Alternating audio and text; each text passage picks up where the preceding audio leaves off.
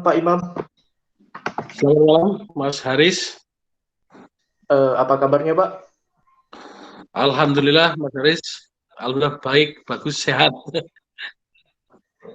Kegiatan hari ini ngapain saja, Pak, di KPU Banyumas? Hari ini kebetulan full, Mas. Dari pagi kita rapat internal terkait dengan persiapan anggaran pilkada di 2023. Lalu siangnya kita webinar dengan Bagesbang. Lalu jam 3 kita masih lanjutkan rapat dengan Kasubag dan Kasih. Kita belum pulang ini, malah belum mandi. Rapat jam 5 tadi. Iya, Pak. Selalu semangat terus, Pak, dalam bertugas di sana, Pak. Terima kasih, Kali ini, Mas. Pak, temanya diambil, yaitu temanya tentang menjadi pemilih cerdas di pilkada. Terima kasih juga untuk Bapak yang sudah hadir di talkshow kali ini. Boleh tahu, Pak, perkenalan diri dulu, Pak, sebelumnya. Oke, nama saya Imam Arif Setiadi MSI, di KPU Banyumas diamanati sebagai Ketua KPU Banyumas. Di KPU saya periode kedua, Mas. Mungkin segitulah perkenalannya. Oke, terima kasih Pak untuk perkenalannya, Pak. Mungkin ini ya Pak ya, untuk di pilkada sendiri Pak, menurut Bapak apa pengertian pemilih cerdas, Pak? Oke, para pemirsa, kawan-kawan sekalian, bahwa pemilih cerdas adalah pemilih yang tahu, sadar antara hak dan kewajiban. Bahwa pemilu, pilkada adalah sebuah kontrak politik. Menurut saya itu, artinya didorong pesta demokrasi ini sebagai kontrak politik antara pemilih dengan yang nyalon. Dan harusnya pemilih tahu haknya apa dan kewajibannya apa selaku pemilih. Seperti itu, Mas. Dan kalau boleh tahu Pak, hak dan kewajiban pemilih seperti apa, Pak? Oke, gini Mas, bahwa pemilih kan ini punya kewajiban untuk memilih kan itu. Haknya adalah menagih janji para calon tersebut, baik kepala daerah maupun legislatif. Kita dorong bahwa pemilih cerdas adalah pemilih yang memahami bahwa pemilu adalah sebuah kontrak politik. Bahwa di sana ada hak-hak pemilih selaku warga negara, dan pemilih juga berkewajiban untuk menagih, mengawal janji-janji para legislatif maupun para kepala daerah yang terpilih. Kira-kira secara global begitu, Mas Haris. Dan bagaimana tanggapan Bapak sendiri untuk pemilih sekarang ini, Pak? Apakah sudah pantas dikatakan sebagai pemilih cerdas atau masih belum, Pak? Oke, secara garis besar kami nyatakan belum menjadi pemilih cerdas. Tetapi tiap pemilu, alhamdulillah kita menyaksikan bahwa semakin tahun, semakin tahapan setiap pemilu semakin bagus. Pemilih semakin berkualitas lah, walaupun belum sampai tahap pemilih cerdas tersebut. Semakin baik lah tiap periode pemilu. Dan kalau boleh tahu Pak, kriteria sebagai pemilih cerdas seperti apa, Pak? Sebenarnya kalau ini Mas, kalau pemilih cerdas itu pemilih yang tahu tentang figur yang dipilih, lalu tentang profilnya, latar belakangnya, track record pemilih, lalu visi misinya. Kalau KPU sebenarnya sudah melewati istilah pemilih cerdas, Mas. Kalau KPU itu mendorong pemilih yang berdaulat. Pemilih berdaulat itu pemilih cerdas plus, Mas. Yakni memilih bukan karena pertimbangan sara, pemilih yang tidak mempan diintimidasi, berdaulat gitu, Mas. Kalau kita di KPU kita adalah pemilih cerdas plus gitu, yakni pemilih berdaulat. Tadi kan Bapak bilang pemilih berdaulat. Pemilih berdaulat itu seperti apa, Pak? Artinya? Ya, yang tadi kami sampaikan, yakni pemilih yang cerdas, yakni tahu visi misinya, visi misi calon, lalu tahu rekam jejaknya calon, apakah calon ini punya prestasi ataupun kerja sosial atau tidak, lalu apakah calon ini punya catatan kriminal tidak, ini kan tahu. Lalu juga tentang figur calon tersebut. Plus ini kan pemilih cerdas tiga ini. Plus yakni dia memilih secara mandiri, bukan karena tekanan ataupun intimidasi. Ini yang berdaulat. Juga memilih bukan karena faktor sara atau emosional, tetapi murni yang dipilih karena yang bersangkutan adalah seorang yang berkualitas. Visinya jelas, rekornya bagus, profilnya atau figurnya juga figur yang berkualitas. Dan mengapa Pak seorang pemilih harus menjadi pemilih cerdas? Apakah berpengaruh dengan pemimpinnya untuk 5 tahun ke depan, Pak? Ya, Mas, bahwa dalam konteks pemilu ataupun pilkada, kita harus paham bahwa di tangan mereka lah eksekutif yang pilkada ini atau legislatif nasib bangsa ini, Mas. Kita menjadi pemilih cerdas karena demi bangsa dan negara, Mas. Sebagai contoh ini, Mas, bahwa DPR itu punya kewenangan legislasi, membuat undang-undang. Ketika kita juga bisa bayangkan ketika anggota DPR ini bukan orang yang berkualitas, dia bisa membuat undang-undang yang merugikan masyarakat. Atau contoh kita memilih bupati. Bupati itu punya kewenangan untuk mengatur sebuah kabupaten kota.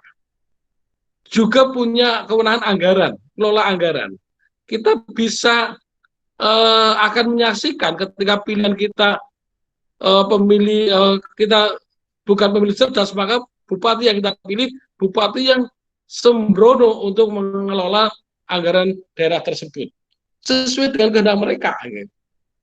Artinya sembrono itu tidak berpihak pada masyarakat, tidak pada rakyat, bukan sesuai dengan kebutuhan rakyat, murni untuk kepentingan pribadi dan kelompoknya.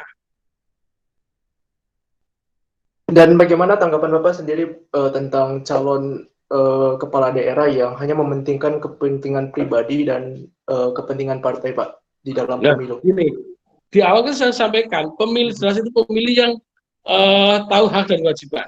Pemilih yang harusnya mendorong untuk terjadinya kontrak politik. Kontrak politik itu di sana ada kesepakatan. Saya selalu memilih bapak atau ibu agar bapak ibu ini memperjuangkan hak-hak kami. Maka kita dorong pemilih ini berserikat, berkumpul. Yang kelompok tukang becak, buatlah kelompok tukang becak dan buatlah kontrak politik dengan calon. Yang guru, buatlah kelompok guru dan buatlah kontrak politik dengan calon. Begitu juga komunitas-komunitas lain. Artinya ketika yang kita dorong ini jadi, maka kita takilah sebagai bentuk kesepakatan kontrak politik. Yang kedua, karena kontrak politik ini, maka kita bisa mengevaluasi apakah calon ini, yang calon kita dukung dulu itu sesuai menunaikan kontrak politik atau tidak, menunaikan kewajiban kesepakatan atau tidak. Kalau tidak melakukan, maka kita hukum dengan cara apa? Kita tidak pilih lagi. Gitu kira-kira pentingnya pemilih cerdas. Maka kita dorong, buatlah kontrak politik. Kelompok masyarakat berkumpul, berserikat, sesuai dengan provinsi masing-masing, ajukan kontrak politik terhadap calon, baik kepala daerah maupun legislatif yang kita pilih tersebut. Dan bagaimana Pak untuk KPU sendiri Pak di dalam ini kan ada pemilih pemula Pak di pilkada tahun ini. Nah, bagaimana untuk mensosialisasikan kepada pemilih pemula untuk menjadi pemilih cerdas Pak? Apa saja yang akan disosialisasikan Pak? Ini di KPU menciptakan pemilih cerdas itu ikhtiar yang luar biasa. Kita di sana disiapkan anggaran, Mas. Baik mau pemilu ataupun tidak. Kalau pemilu pilkada kan di kabupaten terdekat dari Banyumas adalah Purbalingga, Kebumen, Wonosobo, dan seterusnya. Baik pemilu atau tidak, Mas, kita ada anggaran sosdiklik, sosialisasi pendidikan pemilih. Kita ada 12 segmen masyarakat, kelompok masyarakat yang kita edukasi agar menjadi pemilih cerdas.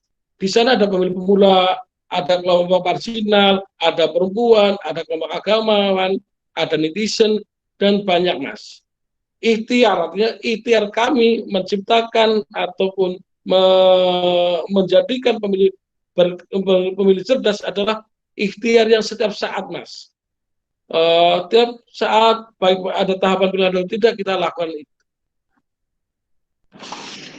Dan setiap pemilih, Pak, setiap pemilihan kepala daerah, Pak, tidak lepasnya dari politik uang, Pak.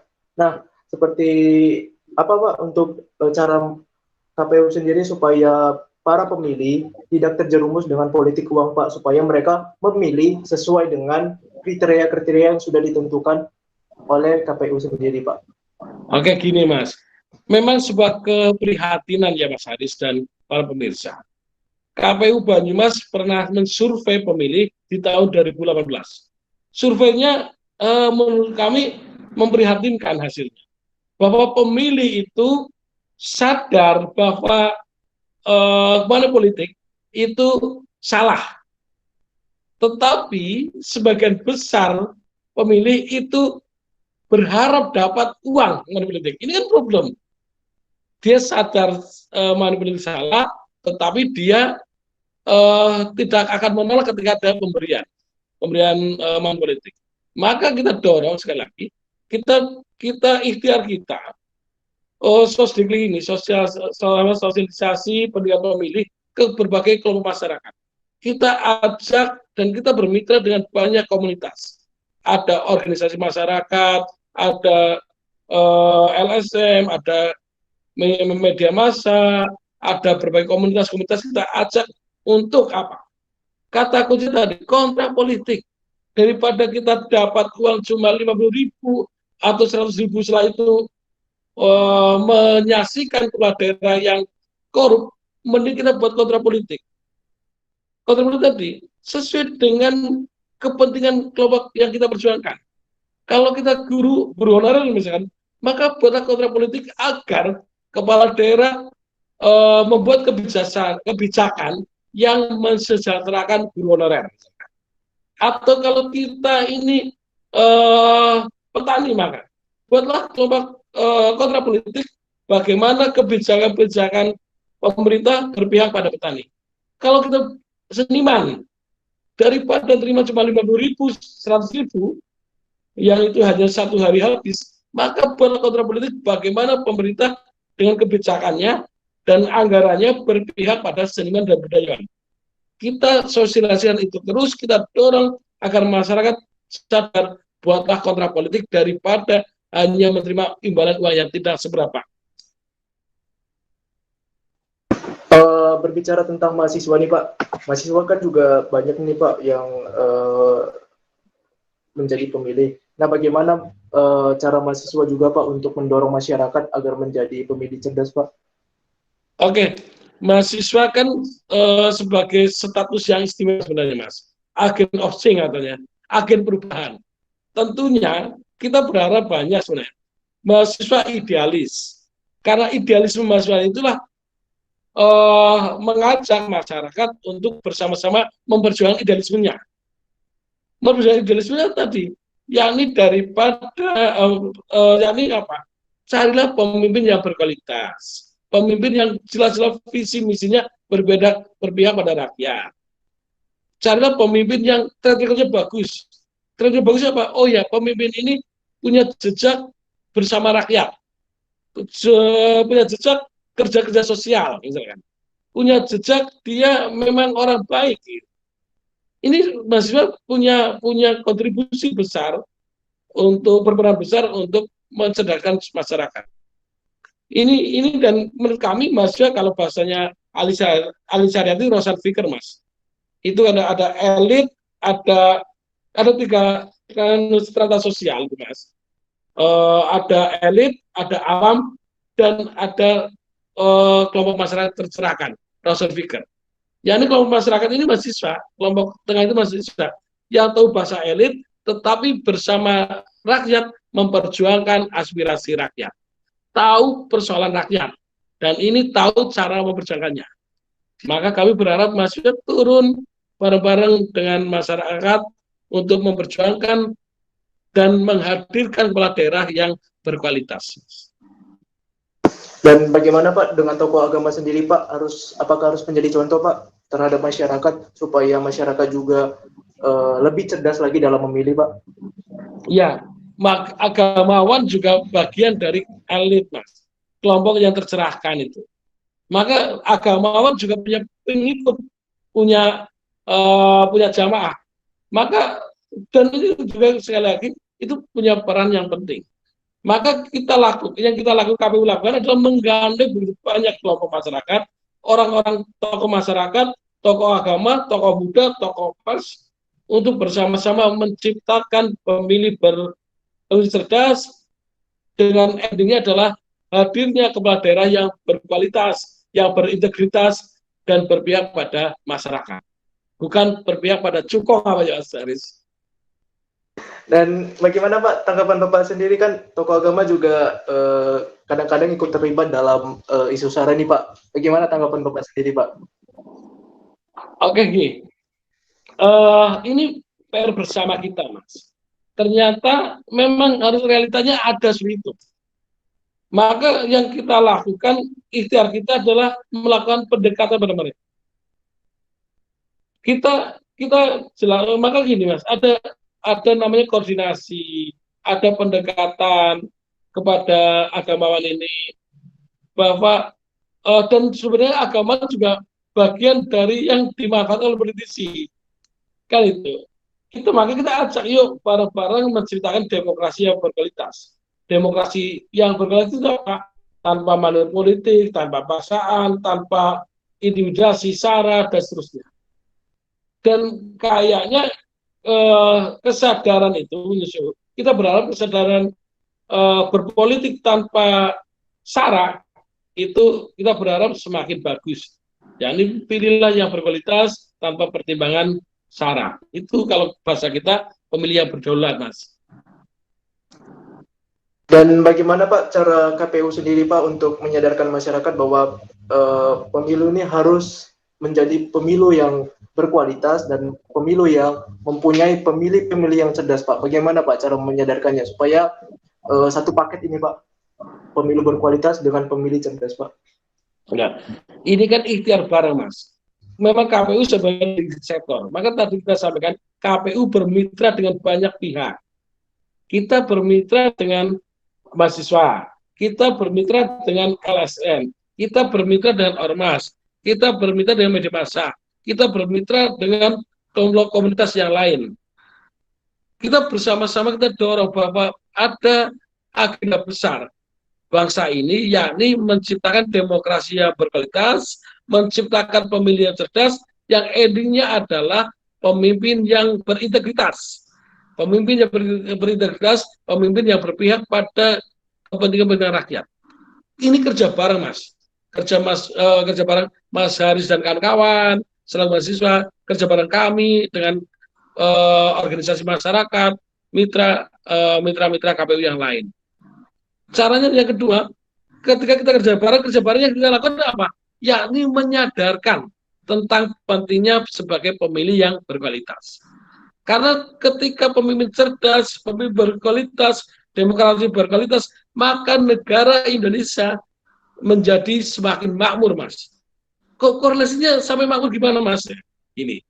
Mengapa pemilih cerdas endingnya negara makmur? Endingnya pembangunan yang berkeadilan. Karena ketika pemilih cerdas dengan ada kontrak politik, dengan adanya pemilih yang mengawasi jalan pemerintahan, maka pemerintahan, kepala daerah yang terpilih akan hati-hati. Yang kedua, karena ada pengawasan. Yang kedua, akan komitmen terhadap kontrak politik tersebut. Karena kepala daerah yang terpilih pun masih punya keinginan untuk terpilih kembali. Ketika kepala daerah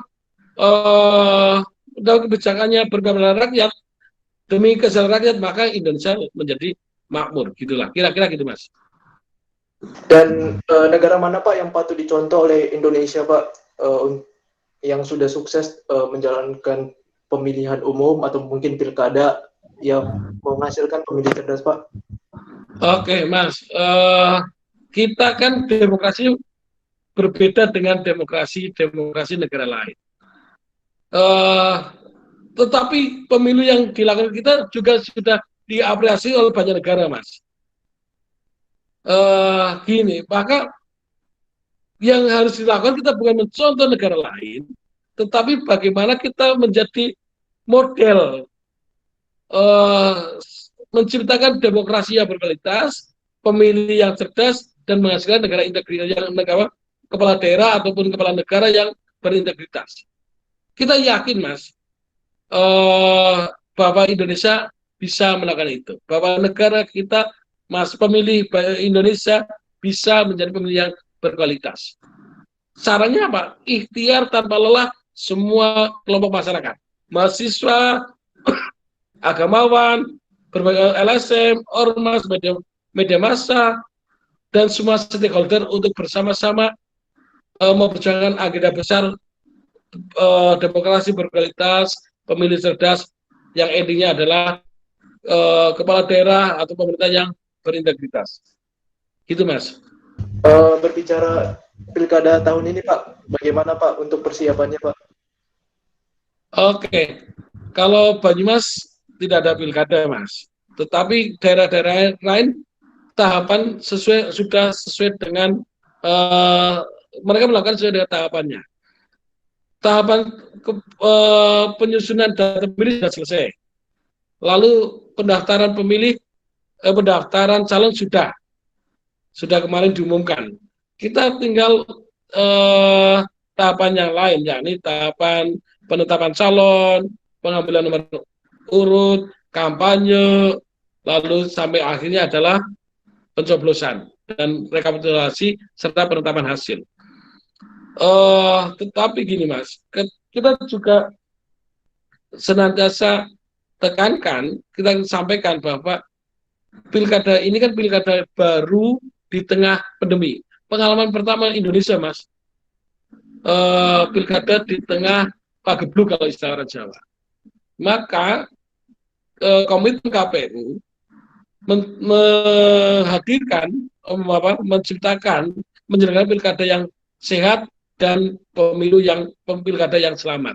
Ini komitmen KPU selaku penyelenggara pemilu atau penyelenggara pilkada.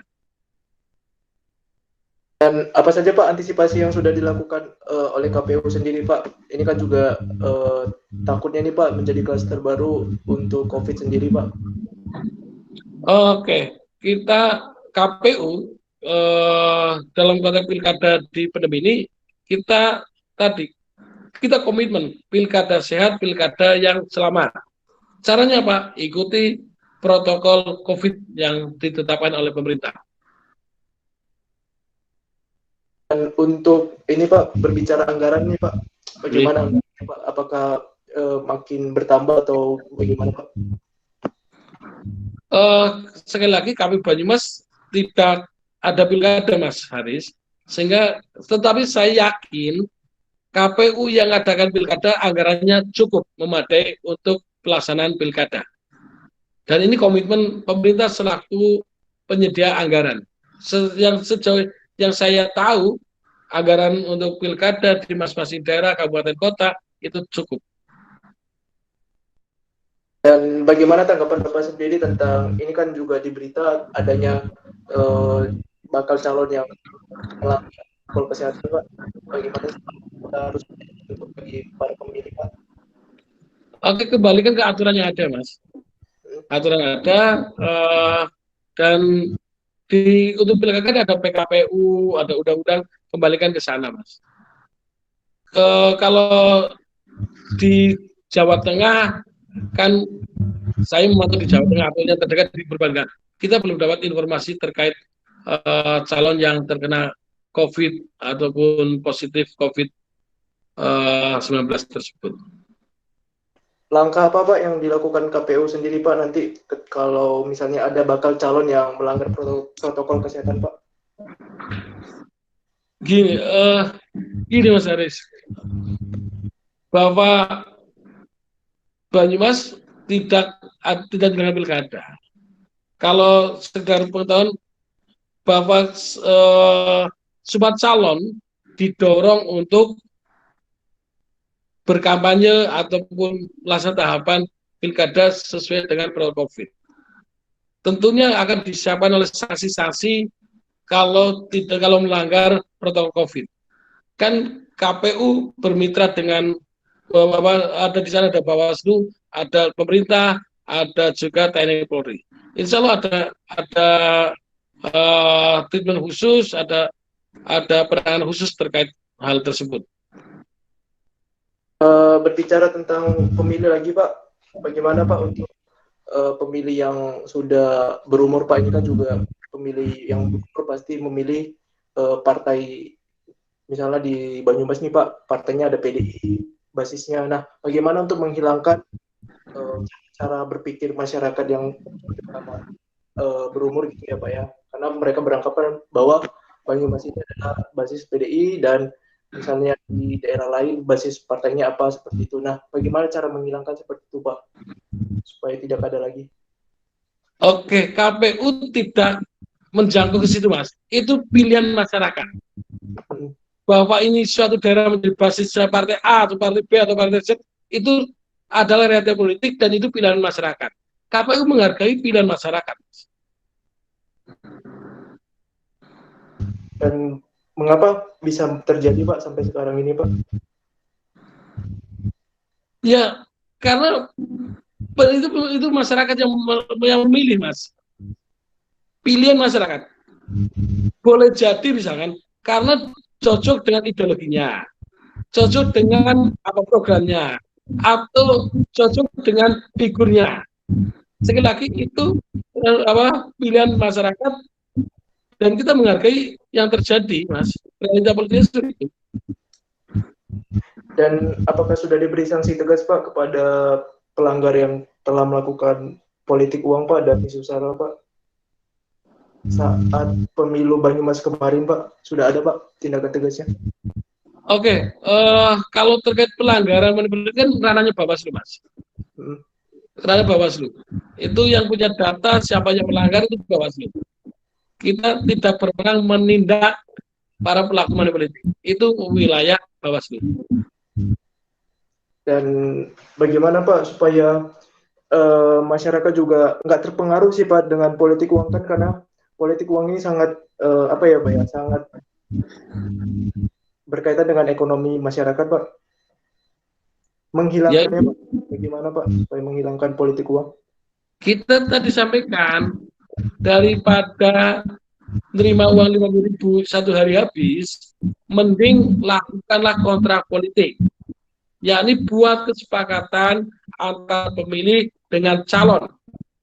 Dan ketika calon jadi, maka tagilah kesepakatan tersebut. Ini nilainya lebih besar daripada sekedar uang 50.000 gitu. Kita lakukan dorong masyarakat untuk berserikat, berkumpul, lalu buat kesepakatan dengan para calon. Gitu Mas. Dan apakah media sosial sangat berpengaruh Pak terhadap pemilih cerdas Pak? Oke, betul Mas. Media sosial sangat berpengaruh. Sehingga di program kami ada sosdiklik untuk netizen, untuk medsos, untuk para pelaku para sedang karena kita memandang kita mengakui bahwa informasi lewat online lewat di dunia maya itu luar biasa derasnya, sehingga kita menggandeng para warganet agar bersama-sama untuk menciptakan pemilih yang berkualitas, yang pemilih yang bisa memfilter cerdas yang mana ini hoax atau ini benar. Itulah kira-kira. Dan bagaimana Pak menjalin kerjasama dengan Kementerian Komunikasi ini kan juga sangat apa ya Pak ya, sangat satu paket untuk mencegah terjadinya hal-hal yang tidak diinginkan di media sosial Pak. Oke, itu kalau di pemilu kemarin kan ada kesepakatan bersama antara Kementerian Kominfo dengan KPU, dengan Bawaslu, dengan Kementerian Dalam Negeri dan seterusnya. Yakni kalau ini ternyata sebuah akun media sosial ini memberitakan berita-berita palsu, berita hoax ataupun politik sara, maka oleh Kominfo dengan kewenangannya melakukan suspend namanya, pemblokiran lah pada akun-akun tersebut. Dan informasinya ketika pemilu 2019 kemarin banyak yang akun-akun disuspend oleh Kominfo. Dan apakah ada undang-undang pidananya Pak terkait hal tersebut? Ada kok, ada undang-undang ITE ya. Oke. Ada undang-undang itu. Dan itu sudah cukup tegas Pak buat para pelanggar yang melakukan hal-hal yang tidak media sosial. Dan tegas dan juga sangat berpengaruh bagi mereka. Tegas dan sangat meneror untuk para pelaku akun-akun yang akun-akun yang konstruktif tersebut. Bukan, akun-akun yang destruktif, akun-akun yang berbuat onar. Ini karena kemarin termasuk banyak akun-akun yang dilaporkan dan dikenakan pidana sesuai dengan undang-undang ITE tersebut. Dan buat masyarakat gimana Pak? Bagaimana tanggapan Bapak tentang masyarakat yang masih ada fanatiknya dengan pasangan calon, jadi membela mati-mati pasangan calon tersebut Pak? Iya, kalau gini Mas, sekali lagi tugas kita menyadarkan, kalaulah fanatiknya karena calon ini memang berkualitas ya no problem. Artinya fanatisme itu kita coba rasionalkan mereka. Maka ini Mas, yang harus dibedakan bahwa figurnya dipilih haruslah orang yang berkualitas. Kalau dia fanatik tetapi pertimbangan rasional ya nggak masalah. Menjadi problem ketika dia fanatik tetapi pertimbangannya hanya emosional. Maka tugas kita bersama menjelaskan ke masyarakat, jadilah pemilih yang cerdas, pemilih yang berkualitas. Tahamnya tadi kita sampaikan kita sama dengan para mitra-mitra kita dan segenap masyarakat untuk menciptakan kepala daerah ataupun calon yang berintegritas, yang berkualitas. Bukan semata-mata pertimbangan sara, bukan karena pertimbangan emosional, tetapi kita memilih karena dia punya visi misi yang bagus, dia orang yang berintegritas, dia punya rekam jejak yang bagus, dan dia punya komitmen untuk memperjuangkan masyarakat. Dan Pak, tantangan KPU sendiri Pak di dalam menampilkan pemilih-pemilih yang cerdas dan mungkin juga menampilkan pasangan para pemilih. Oke, ini kan ikhtiar KPU Mas, ikhtiar KPU bersama-sama masyarakat. Kita gandeng tadi, sekali lagi, kita gandeng butuh banyak komunitas, kita juga garap ada 12 segmen yang kita garap. Ada segmen pemilih pemula, ada segmen netizen, ada perempuan, ada agamawan, ada segmen kaum marginal. Kita garap. Kalau apa kendalanya? Kendala saya lagi karena KPU SDM-nya terbatas, ya kita kendalanya adalah kendala SDM Mas. Tetapi karena kendala SDM maka kita bermitra dengan masyarakat, dengan kelompok masyarakat. Kedua, karena kita lembaga pemerintah ada anggaran Mas. Apalagi bagi kita yang non pilkada, ini sangat terasa. Lebih-lebih ketika musim pandemi ini, anggaran kan lumayan dipangkas untuk diambil kepentingan COVID Mas, penanganan COVID. terakhir Pak, pesan buat para pemilih Pak supaya tidak salah memilih, mereka lebih lagi apa ya Pak,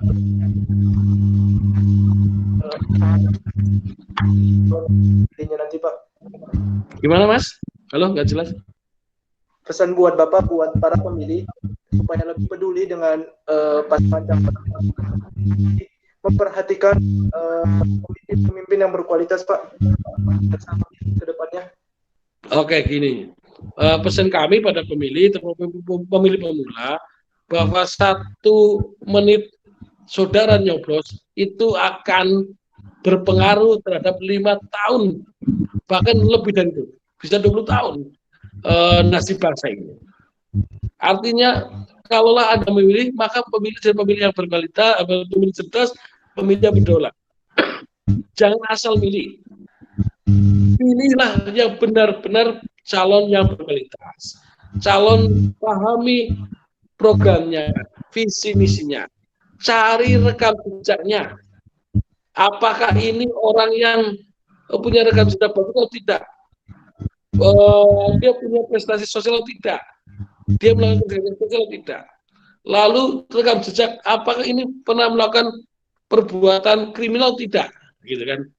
Di samping itu, kami sampaikan memilih dengan sadar dan rasional, beriman rasional, bukan karena sara, apalagi karena intimidasi. Jadilah pemilih yang berdaulat. Walaupun ditekan oleh intervensi oleh orang tua misalkan, ataupun kepala daerah, kepala sekolah, ataupun pimpinan perusahaan, tetap Anda memilih sesuai dengan hati nuraninya. Ya, ini pemilih dengan pertimbangan tadi. Kita memilih karena sadar programnya bagus, kita milih karena sadar bahwa yang kita pilih rekornya bagus, kita sadar dan kita yakin yang kita pilih adalah orang-orang yang berintegritas. Untuk mengikat itu, maka buatlah kontrak politik. Anak-anak muda kumpul, undang calon, buatlah kontrak politik. Sesuai dengan aspirasi anak-anak muda. Anak muda pengennya apa? Sodorkan terhadap calon tersebut. Kalau dia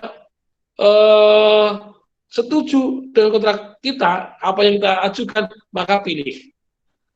Lalu setelah kita pilih, tugas kita adalah awasi Mas Haris. Problemnya adalah kita memilih kan hanya 10% Mas. 90% adalah mengawasi. Memastikan bahwa kepala daerah, bahwa anggota legislatif itu menunaikan kesepakatan yang kita ajukan.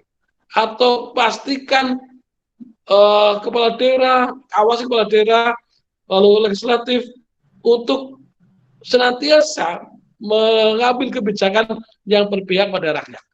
Awasi jalannya pemerintahan, awasi anggaran yang digunakan oleh mereka.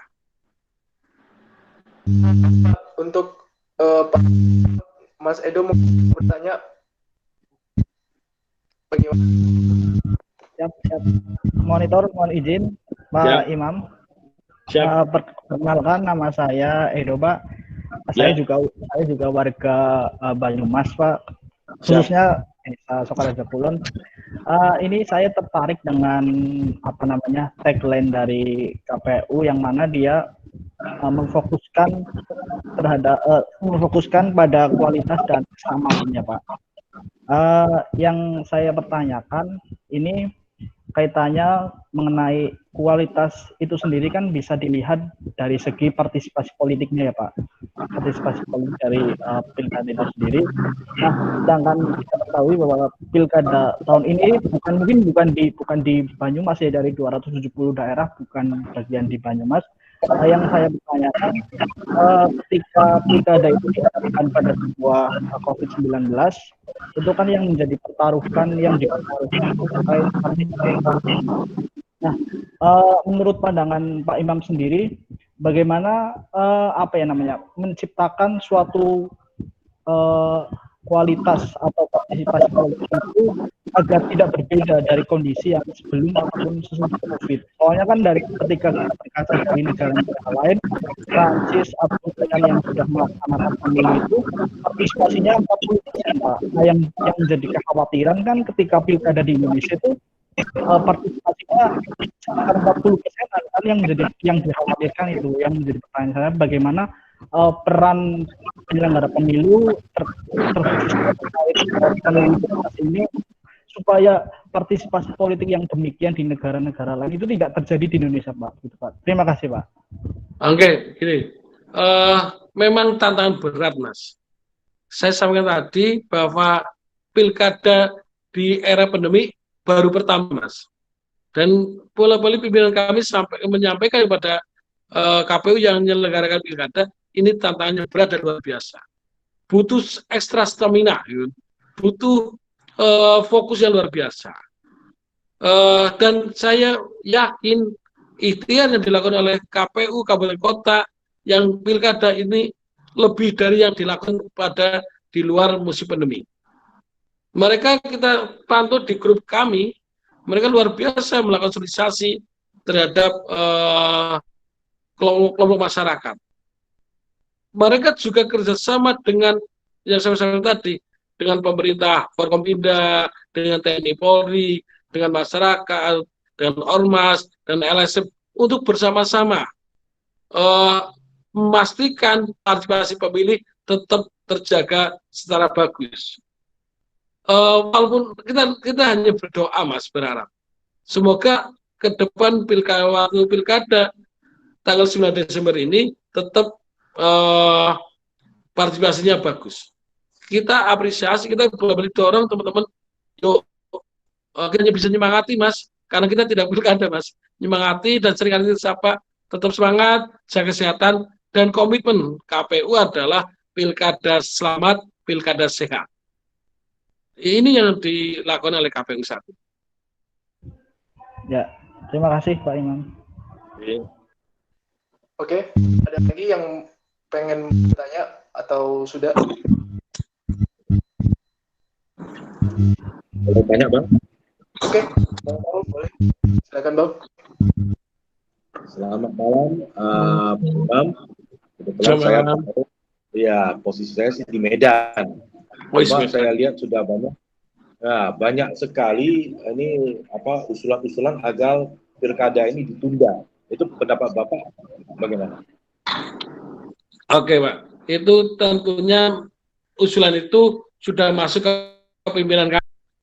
Dan penentuan lanjut tunda kan ini keputusan bersama. Pemerintah, KPU, Bawaslu, DKPW, DPR RI. Kita lihat aja, Pak. Yang kita lakukan keputusan pimpinan di atas, kepala negara seperti apa. Kita dalam beberapa hari kita lihat kembalinya saja, Pak. Oke, ya boleh. Sekalian titip doa, Pak, biar Pak Arief itu cepat sembuh, terus komisioner KPU juga cepat sembuh. Karena dapat kabar, ya, semoga semua selamat. Amin. Oke, Bang Paul, makasih sudah bertanya. Ada lagi? Kalau tidak, kita tutup. Terima kasih Pak Imam sudah menyediakan waktunya dan selalu Pak di sana dan waspada 19, Pak. Salam buat Terima kasih. Selamat malam. Assalamualaikum. Waalaikumsalam, Pak.